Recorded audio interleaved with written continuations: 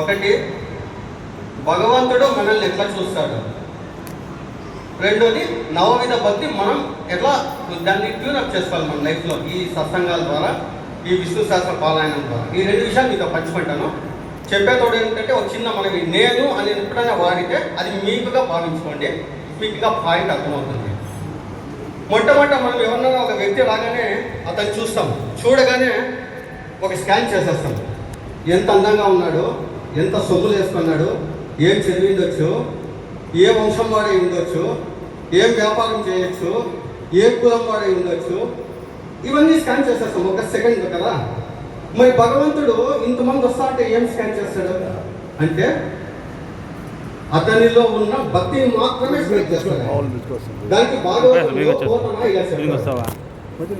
వారస్య చరణం వంశః కిం విదురస్య విదురస్య కిం పౌరుషం యాదవపదే కుబ్జాయ కిం నామ రూపమధికం కిం కష్టదమో ధనం భక్త్యా తుష్యతి కేవలం వచగుణైః భక్తి ప్రియో మాధవ.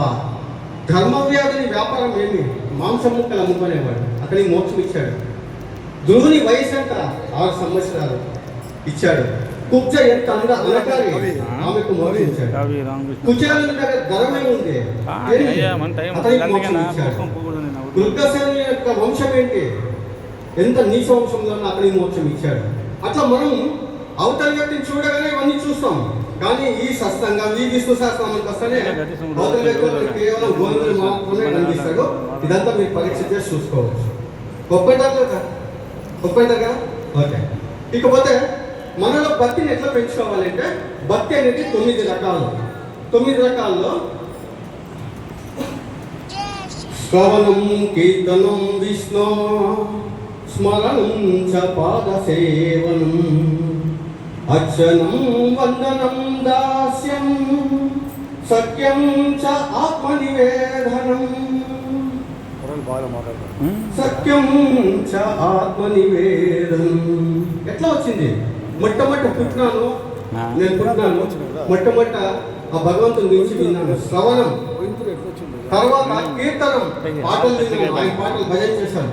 విష్ణు అంటే వ్యాపించిన వాడు, సర్వత్రా వ్యాపించిన అతని గురించి విన్నాను, కీర్తించాను. తర్వాత ఏంటి? స్మరణగా మారింది. స్మరణం, పాద సేవనం, ఆ భక్తుల యొక్క పాదాలని సేవించుకున్నాను, అర్చించినాను ఆయన్ని పూలతోటి, మంత్రాలతోటి, నాకు నా మనసుతోటి అర్చించినాను. సఖ్యునిగా మారినాను, సఖ్యం. దాసునిగా మారినాను.